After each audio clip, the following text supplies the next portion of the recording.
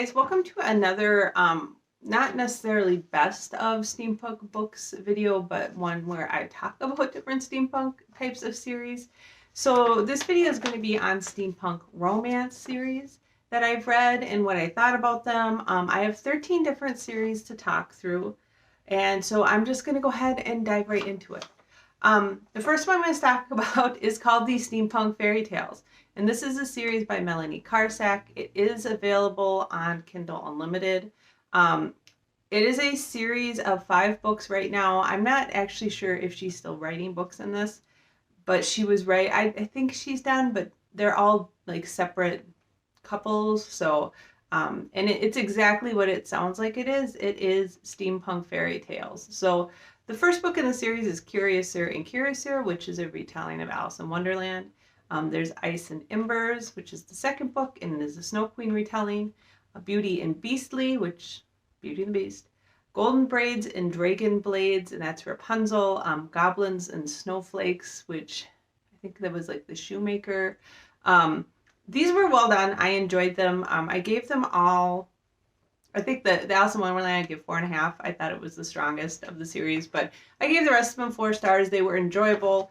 They're not the most well written, but they're decently done, and I really like the blend of fairy tale retelling with steampunk elements, and so they did a good job with that.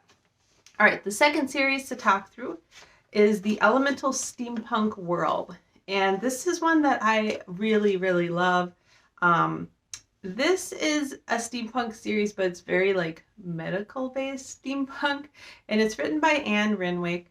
There are a lot of books in this, so it's kind of a blend of she's got the main series, she's got the Elemental Steampunk Tales, and then she's got the Elemental Steampunk Stories. So if you go on Goodreads, you can kind of deconvolute all of that.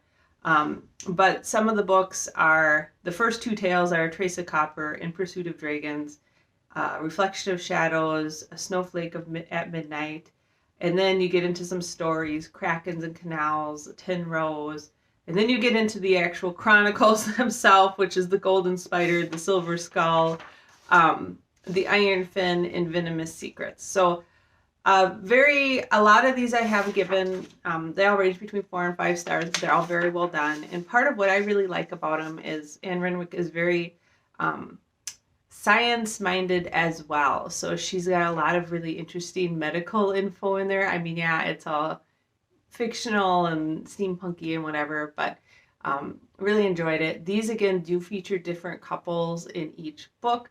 The whole world is tied together, and sometimes you see cameos by other couples in other books, but they do all stand alone fairly well, but just really well done and very well written technically, so I would definitely recommend that series. It's one of my favorites, and I'm still reading it, and she writes books in it. She's not super consistent. I'd say every year or 2 or 3 a new book comes out, but they all stand alone really well, so you're never like left hanging waiting for what's coming next, and I really enjoy it.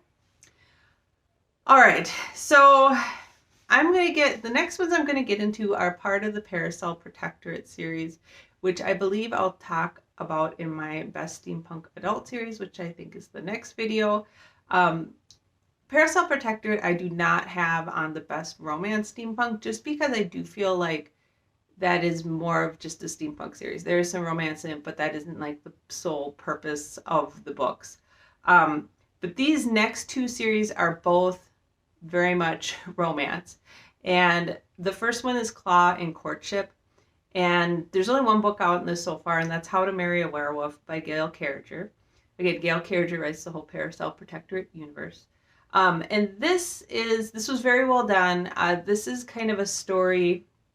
So both of these are GLBT. They feature either men and men or men and women, I believe. Clown Courtship might not. Clown Courtship actually isn't. Clown Courtship is a traditional male-female relationship. Anyways, it features characters from the Paracel Protectorate series who fall in love. And that's kind of the whole purpose. So How to Marry a Werewolf, that's what that is. The next series that's in this universe is the Supernatural Society, and that is Romancing the Inventor, which is about Genevieve falling in love. And then Romancing the Werewolf, which I believe is about, I'm forgetting his name, one of the male werewolves. Oh, he was vampire and then he was werewolf. Anyways, so and those are GLBT. Those are same-sex couples falling in love. And I thought they were all very, very well done. If you're a fan of the Paracel Protectorate series and don't mind more romancy steampunk, both Claw and Courtship series, How to Marry a Werewolf, and the Supernatural Society, which is Romancing the Inventor and Romancing the Werewolf, were very well written and very funny and just highly entertaining to read. All right, moving on to, what would that be? That would be the 5th series on here. This is one I also really liked. I liked the middle books more than the beginning end books, but I thought it was very well done. And that is the Darkest London series by Kristen Callahan. This is more of an elemental magic in Victorian London series than pure steampunk, but it is very well done. Each book features a different couple, but the men in the books, and maybe occasionally the women, are all kind of friends. And I just thought the way the magic was done, everything is super creative. They're very well written, and I really enjoyed them. The books in this series, there's 7 of them and a prequel. Ember is the prequel, and then it's Firelight, Moonglow, Entwined, Winterblaze, Shadow Dance, Evernight, Soulbound, and Forevermore. So lots of, there ends up being like more steampunk elements as you get further in the series. The first books are really featured on, I think it's 3 sisters who have these elemental powers, but then it kind of goes to other side characters. So very well done. All right, another one that reminds me a lot of the elemental steampunk world, just because I started reading these series at the same time. But that is a steampunk proper romance by Nancy Campbell Allen. These are another series of books that are fairy tale steampunk romance series. So the first book in the series is Beauty and the Clockwork Beast, which of course is Beauty and the Beast. There's Kiss of the Spindle, which is Rumpelstiltskin, sorry. The Lady in the Copper Gate, Brass Carriages and Glass Hearts, Cinderella. They're all very much, or the Copper Tower, the Lady in the Copper Gate Tower. So that's Rapunzel, and then Brass Carriages and Glass Hearts is a Cinderella retelling. Again, these are well done. These all get 4 stars for me. The story writing isn't quite as up to snuff as some of the other series that I've read, but still very well done. Very good stories, very creative. Enjoyed them a lot. All right. So now we go into another Gale Carriages series based in the Paracel Protectorate world, and that is the Delightfully Deadly series. These continue on with the characters that were in the Finishing School series. So that series takes place before the Paracel Protectorate books. I know, I read a lot of Gale Carriages, but she really does write a lot of good steampunk. These I gave 4 out of 5 stars, and they're basically the girls from the Finishing School series that have grown up. There's 3 books: Poison or Protect, Defy or Defend, and Ambush or Adore. And they're very well written, very fun to read. I didn't like them as much as some of the other spin-off series, but still very well done. And it features, as I said, girls who are now women from the Finishing School series, and them falling in love with various characters. All right. So moving on to another, these are all steampunk romance series. London Steampunk. So I am trying to remember. I wrote notes on some of these, but in some of them I did not. So London Steampunk series by Beck McMaster. Again, definitely very heavy romance set in London time. This one I gave most of them 4 out of 5 stars. There were a couple 5-star books in the series. There are 5 books in the series. And this was very much like a vampires Victorian London with some steampunk in it type of a series. Almost more like a paranormal romance / steampunk. And the books in this series were Kiss of Steel, Heart of Iron, My Lady Quicksilver, Forged by Desire, and Of Silk and Steam. And I thought these were very good. They are very romancy. But they're well written, they're fun, they're entertaining. And I do actually want to pick up some more Beck McMaster books at some point, because she has written some other series that sound really interesting to me.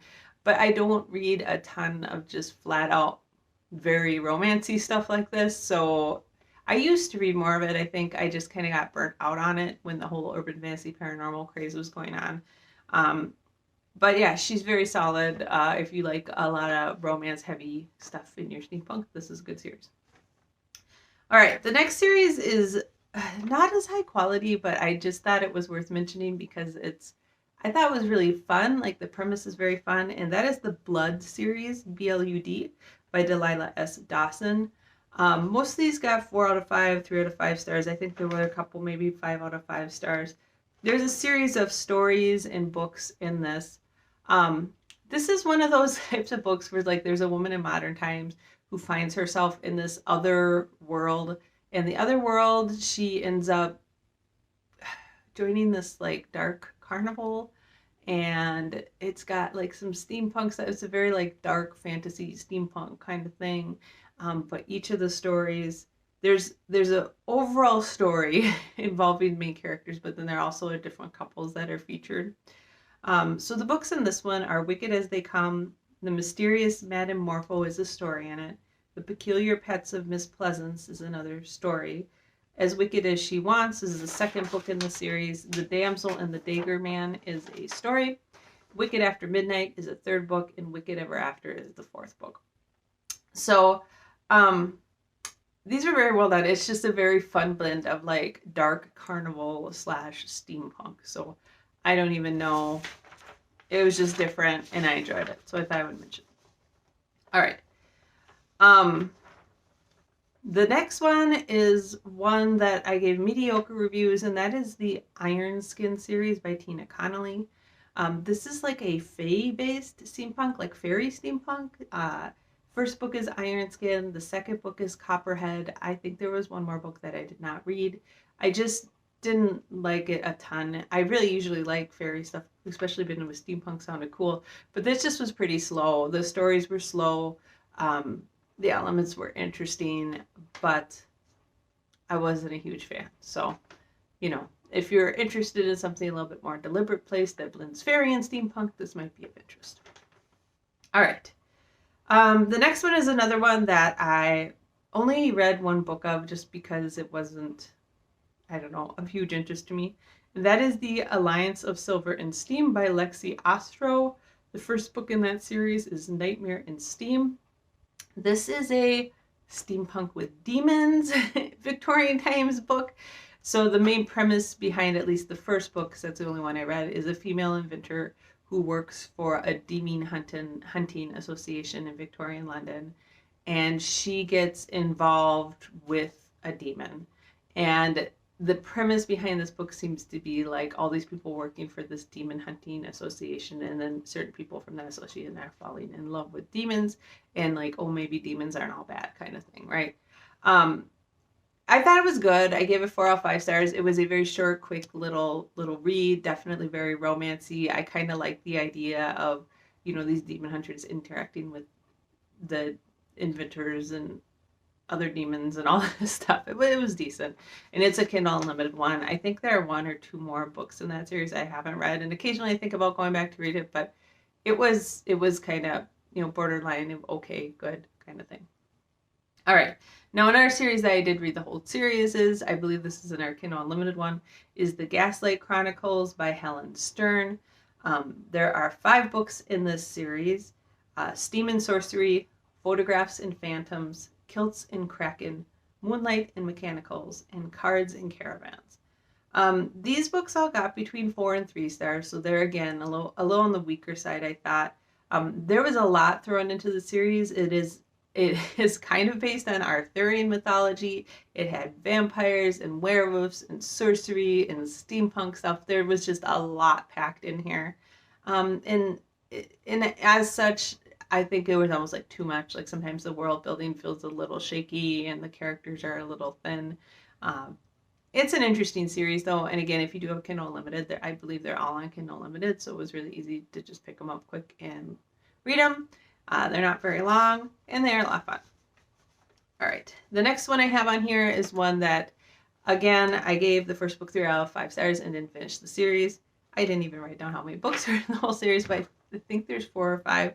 And that is the St. Kroy St. Kroy Chronicles by Karina Cooper.